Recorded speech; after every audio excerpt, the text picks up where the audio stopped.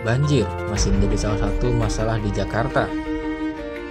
Ketika banjir datang, mulai dari kemacetan, kerugian materi, hingga masalah kesehatan pun merupakan dampak negatif.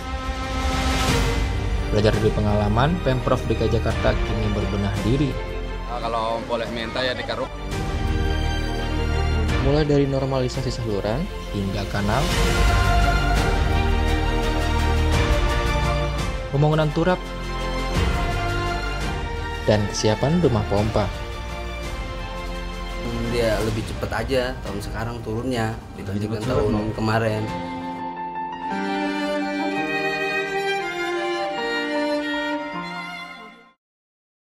Baik, ini saya minta karena kita sepakat jam 12 ya.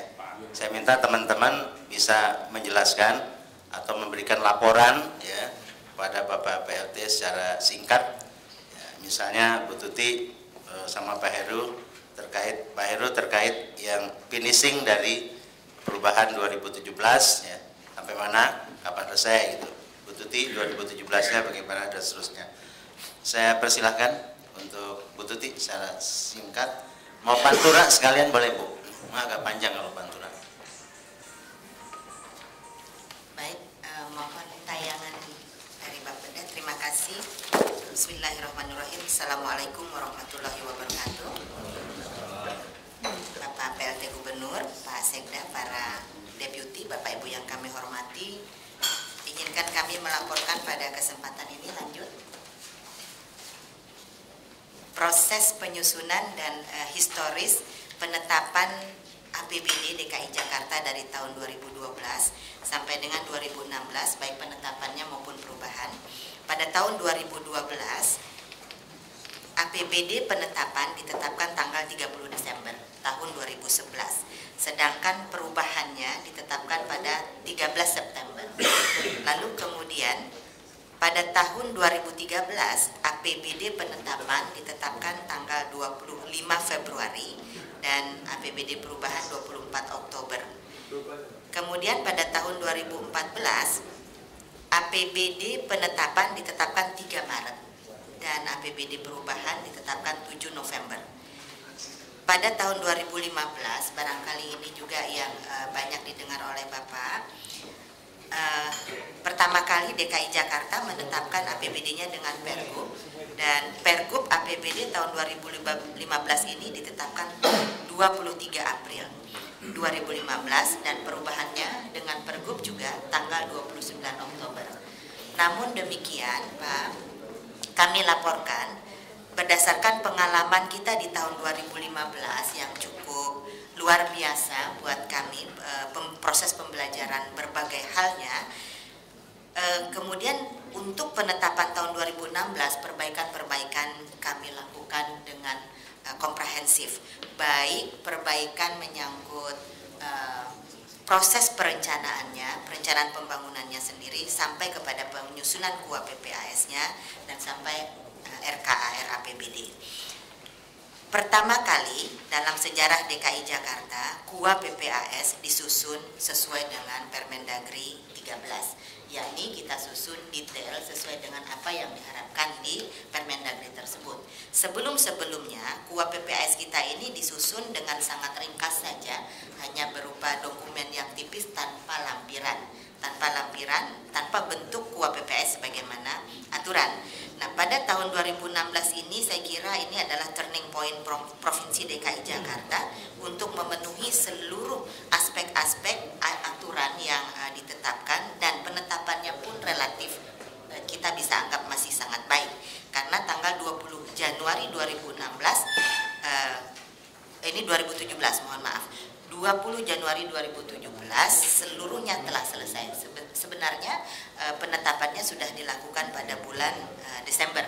Namun demikian proses evaluasi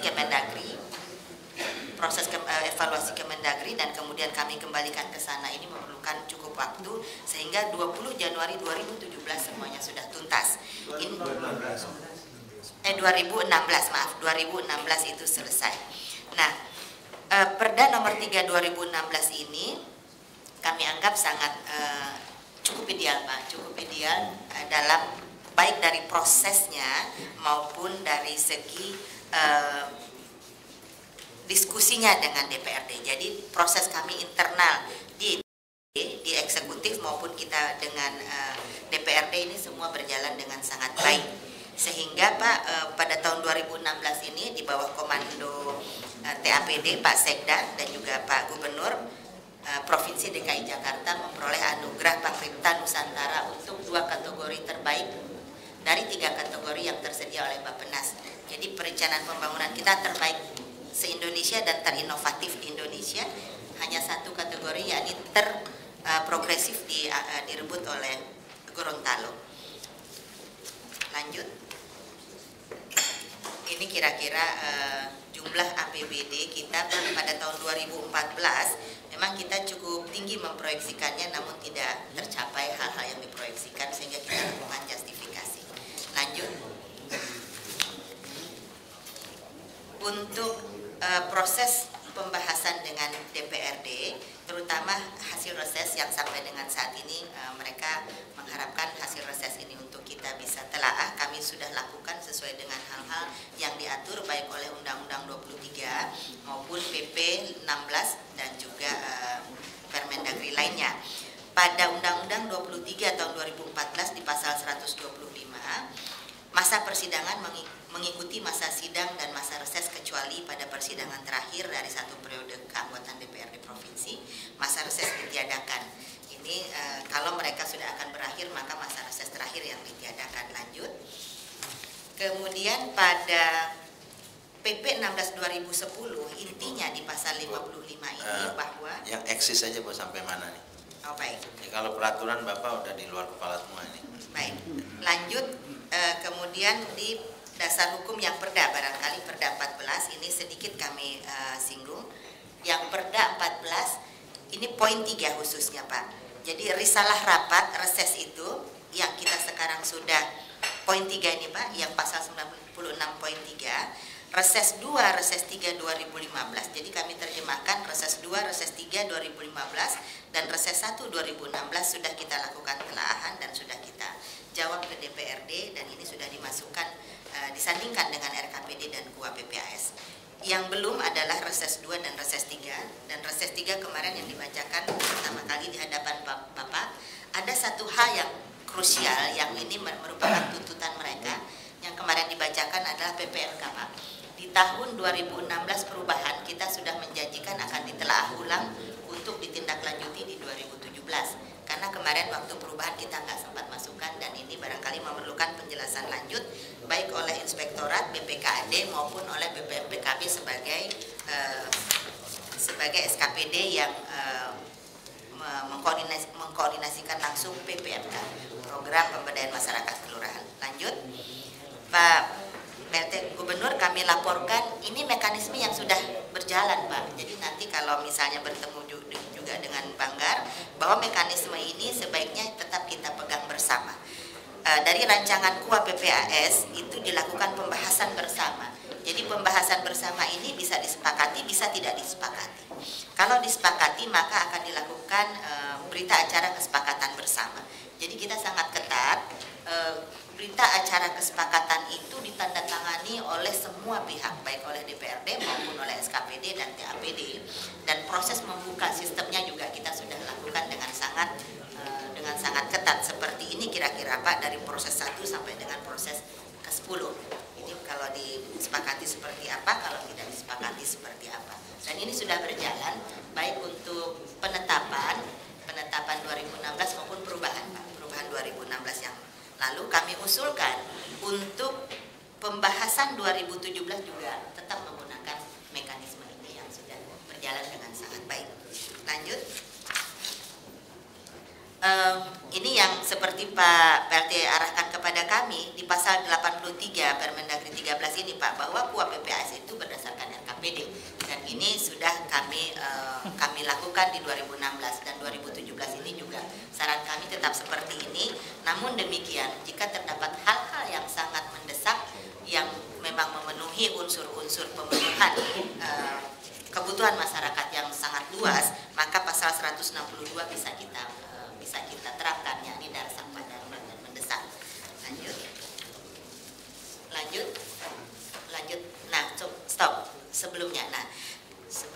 kami laporkan Pak PLT bahwa pada 10 Juni sebenarnya kami sudah mengirimkan KUA PPAS.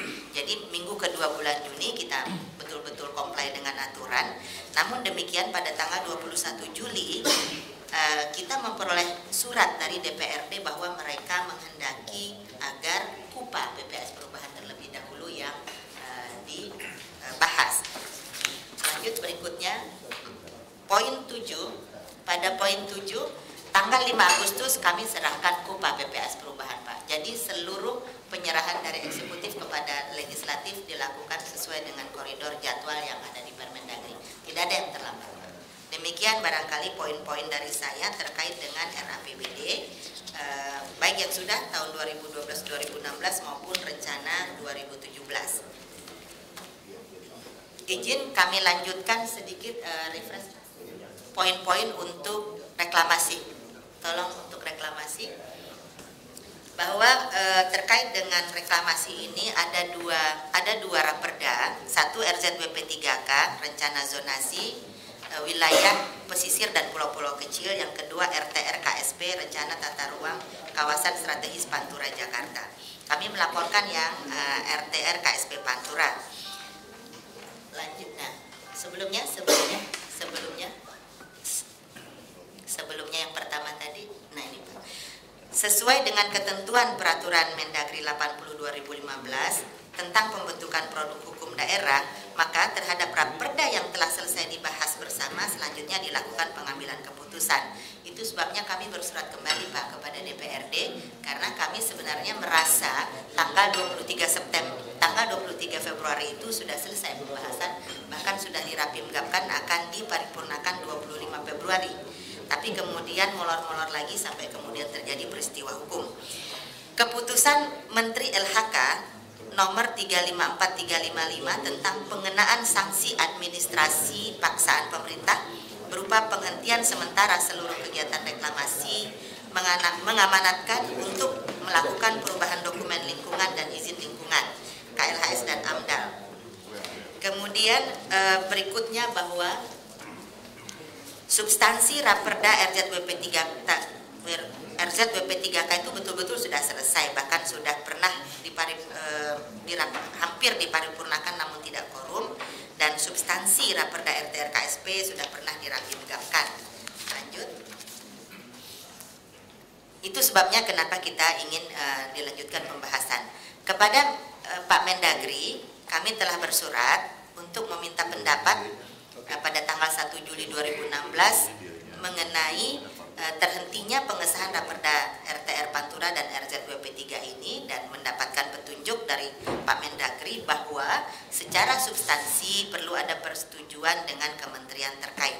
Itu sebabnya Pak Gubernur telah bersurat kepada Menteri ATR untuk meminta kembali persetujuan substansi untuk RTR KSP Pantura, dan juga telah bersurat kepada Menteri KKP untuk meminta tanggapan berita acara pembahasan RZWP 3K.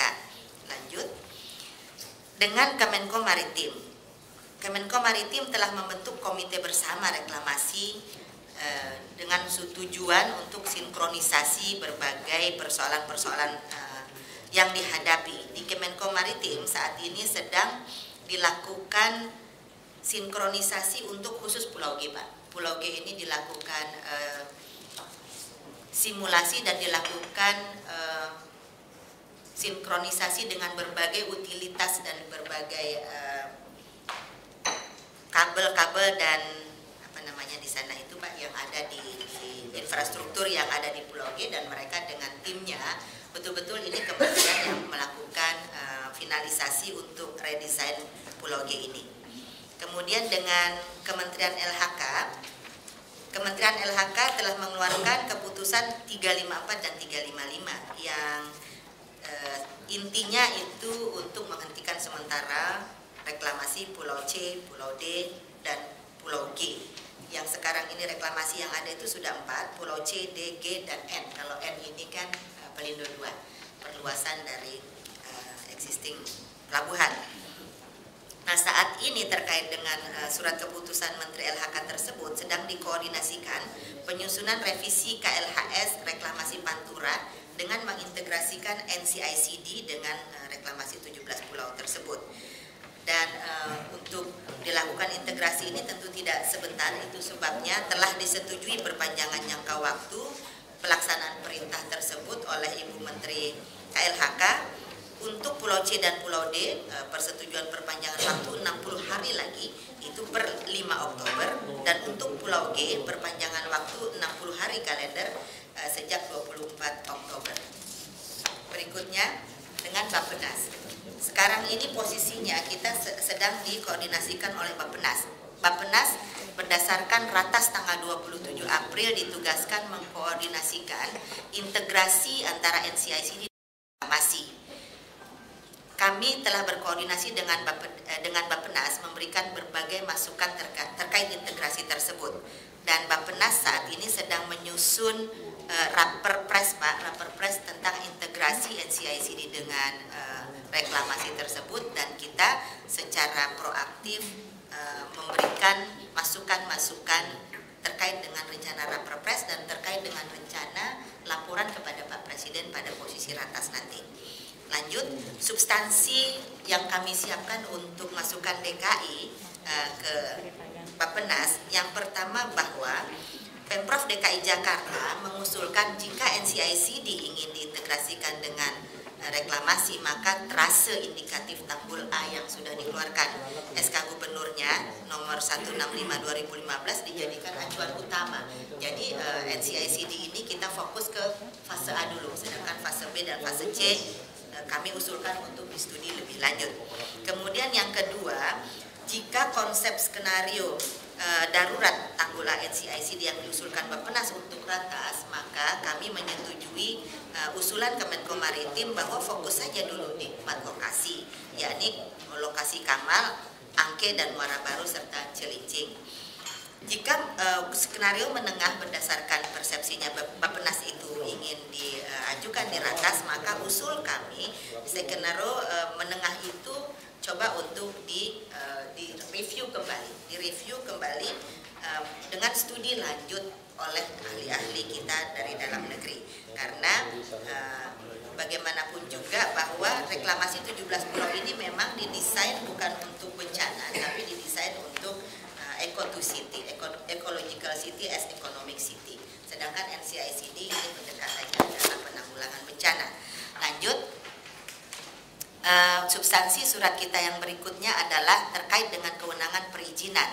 Kami secara eksplisit mengusulkan pada surat kita nanti yang barangkali Bapak nanti akan tanda tangan, seluruh perizinan baik izin lokasi, izin pelaksanaan, dan izin pemanfaatan ruang tetap berada kewenangannya pada Gubernur Provinsi DKI Jakarta.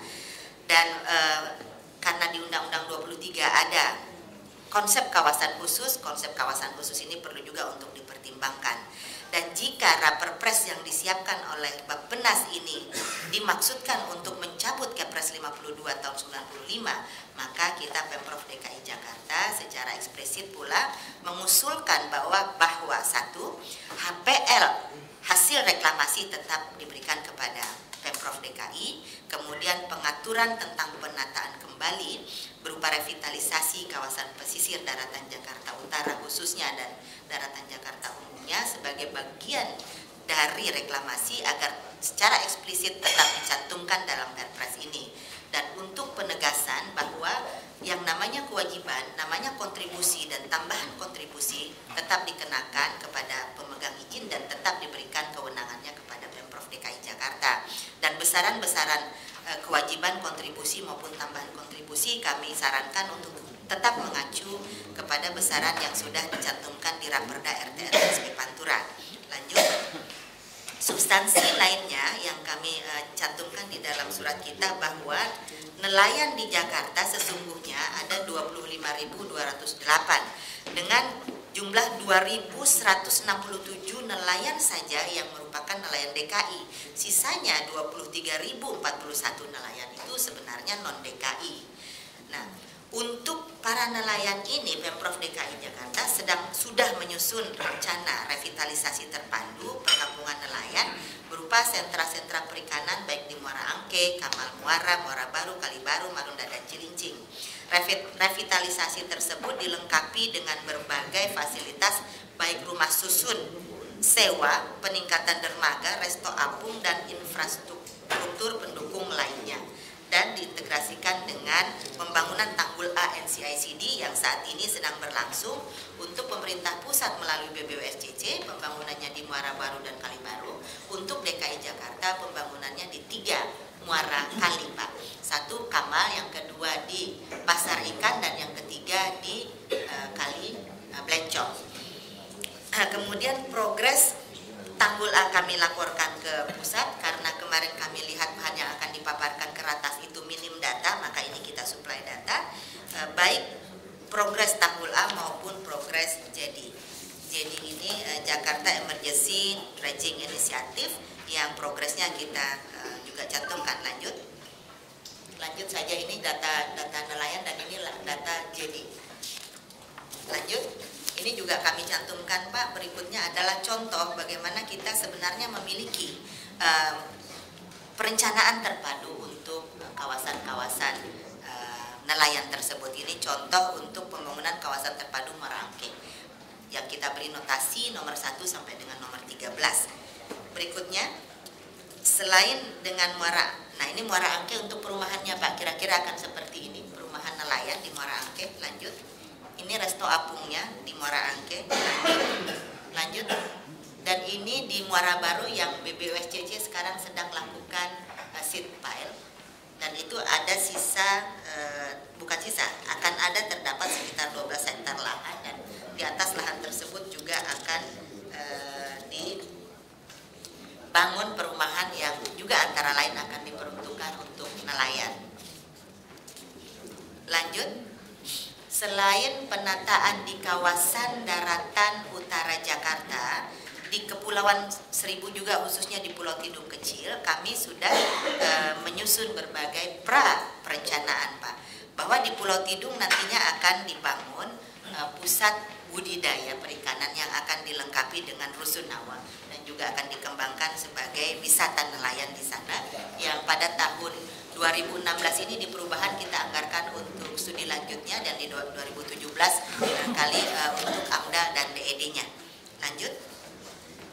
Selain hal-hal tersebut, kepada Bapak kami laporkan bahwa untuk subkawasan timur Pulau NOPQ itu akan dikembangkan menjadi Port of Jakarta bekerjasama dengan pemerintah pusat. Pulau N-nya sendiri adalah punyanya pemerintah pusat melalui Pelindo 2, OPQ itu Pulau DKI yang dikonsesikan kepada PT Jakpro dan PT KEK, Pak. Nah, terhadap hal tersebut kita sudah bersurat. Pertama, bersurat kepada Pak Presiden memohon agar Port of Jakarta dimasukkan menjadi salah satu proyek strategis nasional PSN. Kemudian juga bersurat kepada Pak Menteri Perhubungan agar konsep Port of Jakarta dimasukkan kepada revisi Rencana Induk Pelabuhan Nasional. Kemudian kita sudah membalas surat dirut PT Pelindo 2 agar perjanjian kerjasama dibatasi pertama kali untuk feasibility study dulu atau pada lingkup studi, dan perjanjian kerjasama ini diwakilkan kepada PT Jakpro. Saat ini kami laporkan, Pak, kami sedang menyusun formulation plan yang sudah selesai dan sekarang sudah masuk pada tahapan terms of reference TOR untuk dilakukannya feasibility study untuk Port of Jakarta, dan kita dibantu oleh berbagai tenaga ahli yang kita utamakan tenaga ahli dalam negeri, dan tapi juga kita tetap dibantu oleh Belanda. Lanjut. Terakhir, bahwa hal yang telah dilaksanakan terkait dengan sosialisasi yang sering ditanyakan ini, Pak, bahwa revisi KLHS sudah dilakukan konsultasi publik bulan Juni di Balai Agung. Kemenko Maritim, Pak Menterinya sendiri sudah menerima perwakilan demonstran mahasiswa tanggal 13 September. DKI Jakarta sendiri telah menyampaikan beberapa materi sosialisasi kepada Kemenko Maritim untuk press release. Bappenas telah dan masih melaksanakan rangkaian FGD, kemudian penyampaian informasi melalui media elektronik dan media cetak tentang reklamasi. Ini terkait dengan dengan sosialisasi yang kita juga sering ditanyakan bagaimana kita bersosialisasi. Dan jika ada pertanyaan tentang Pulau G, maka current statusnya adalah Kemenko Maritim secara teknis sedang mengkoordinasikan finalisasi bentuk dan desain Pulau G tersebut, Pak. Kemudian kalau untuk proses perizinannya, bahwa petun yang membatalkan izin Pulau G sudah dicabut dan banding kita dimenangkan. Pemprov DKI Jakarta menang pada level banding, barangkali Bu Yayan nanti bisa informasikan. Selain dengan surat-surat yang sudah kami informasikan tadi, Pak, ada satu surat yang saya tidak cantumkan di sini adalah surat kita ke MA, minta fatwa MA yang sudah dijawab. Barangkali ini secara terpisah Bu Yayan bisa laporkan terkait dengan surat kita ke MA dan hasil petun. Demikian Pak penjelasan ringkas dari kami. Terima kasih. Billahi taufiq wal hidayah. Assalamualaikum warahmatullahi wabarakatuh. Waalaikumsalam. Terima kasih. Bu Yayan sekalian aja Bu, tolong Bu, terkait statement Bu Tuti yang terakhir itu. MA sama petun. Di Bables gantian Bables. Nah, nanti Bables belakang dulu, nanti ganti.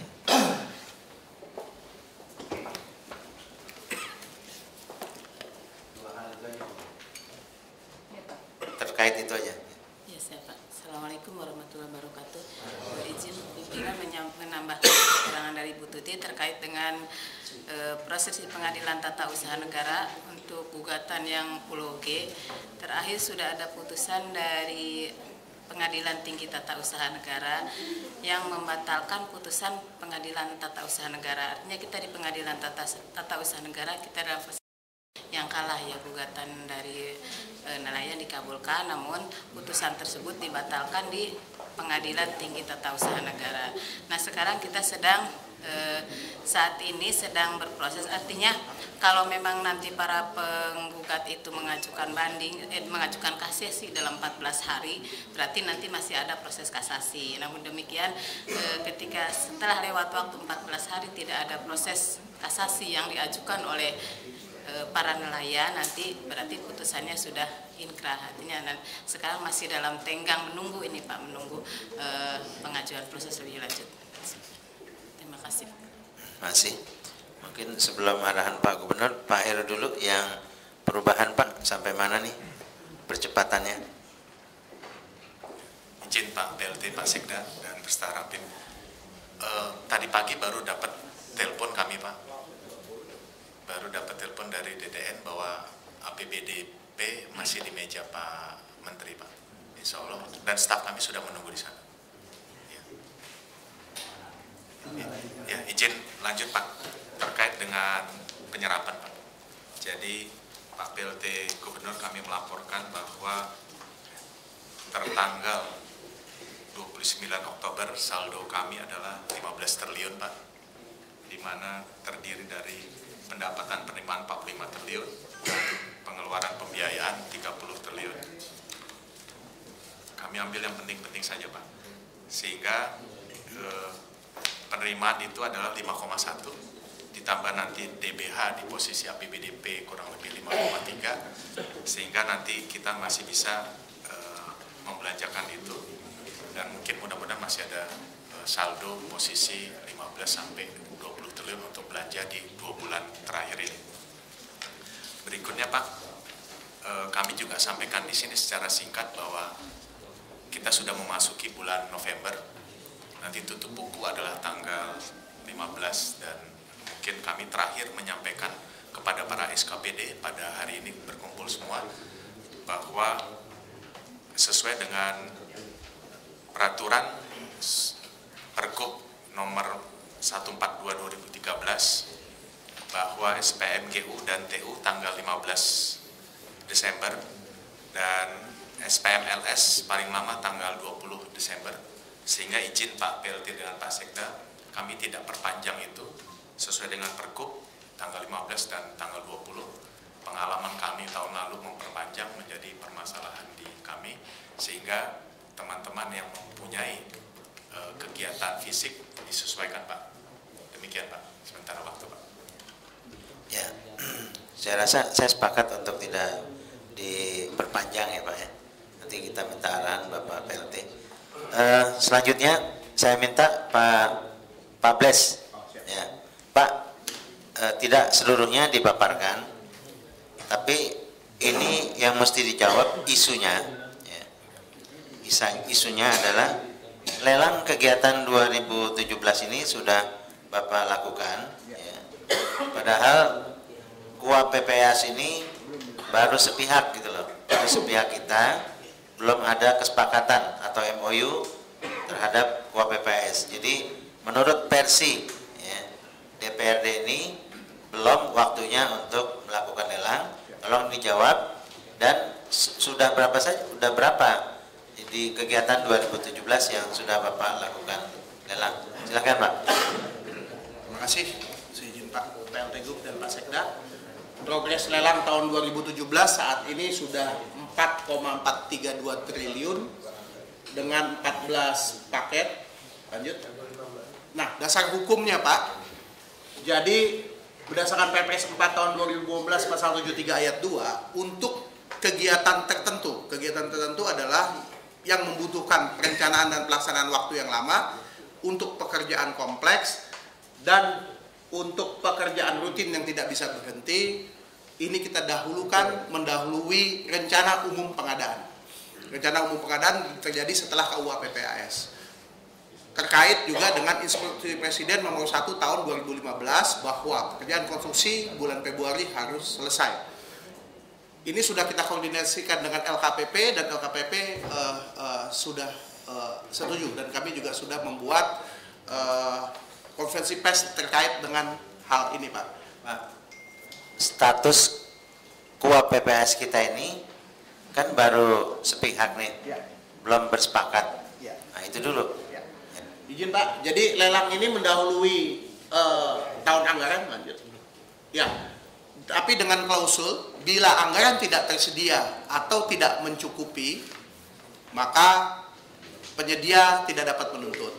Dan kontrak, tanda tangan kontrak, artinya secara perdata baru terjadi setelah penetapan APBD. Jadi ini belum ada ikatan apapun Pak. Hanya berdasarkan ajuan KUA PPAS pada bulan Juni. Ini hanya untuk percepatan, dan itu pun terseleksi Pak. Terima kasih. Ini yang menjadi perdebatan. KUA PPAS kita ini baru sepihak. Ya, kita belum bersepakat tentang KUA PPAS gitu loh. Itu serangan dari sana yang harus diantisipasi gitu. Nanti kita mohon arahan dari Pak PLT. Saya pikir kenapa? Silakan. Tambahan informasi izin Pak PLT dan Pak Sekda. Jadi dari 14 item yang sudah dilelang oleh Pak Pres, itu untuk jasa MK, banyaknya MK ya, jasa MK untuk Sky Hospital Rumah Sakit Tarakan. Kalau kami cek dengan apa, revisi KUA PPAS, maka dia masih berada dalam kesesuaian ya dalam satu kegiatan. Untuk Dinas Kesehatan, MK pembangunan dan rehab total gedung puskesmas ini sesuai. Nah, tapi yang poin 4, Pak Bles, Dinas Pendidikan, konsolidasi manajemen desain and build, rehab total gedung sekolah 3, ini HPS di atas nilai anggaran. Kami cek ya Pak ya. Terus yang poin 5, Dinas Pendidikan, pengadaan MK, desain and build, rehab berat gedung sekolah Sudin, sesuai. Kemudian yang poin berikutnya, Dinas Perumahan dan Gedung Pemda, MK untuk pembangunan RPTRA Provinsi DKI Jakarta masih sesuai. Namun demikian Pak, untuk Dinas Perumahan ini terjadi perubahan yang sangat signifikan, karena hal-hal yang tidak kita serap di tahun 2016 ini kemudian kan kita lanjutkan di 2017, dan yang di 2017 itu dipilih-pilih kembali lokasinya oleh jajaran Dinas Perumahan ya Pak Arifin ya, sehingga yang sudah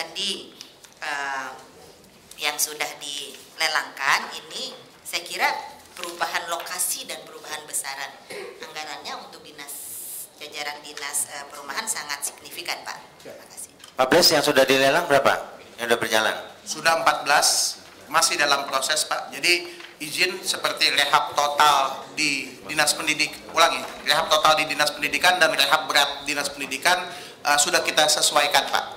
Kemudian terkait dengan rusun juga kita sudah sesuaikan, cuma tinggal kita menunggu surat dari DPGP saja untuk merubah adendum daripada proses lelang. Tetapi kita belum, jadi gini izin Pak, kami perkirakan penetapan pemenang terjadi setelah KUA PPAS. Penetapan pemenang terjadi setelah KUA PPAS.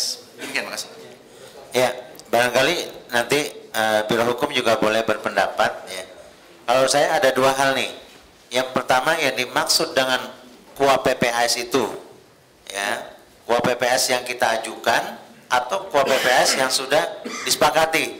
Itu dulu. Itu satu. Yang kedua, yang dimaksud kegiatan tertentu ini juga masih debatable nih. Nah, gitu Pak. Jadi dua hal itu yang harus diklarifikasi nanti. Tolong Pak Bles disiapkan argumennya nanti. Nanti ke DPRD ikut Pak jam 1.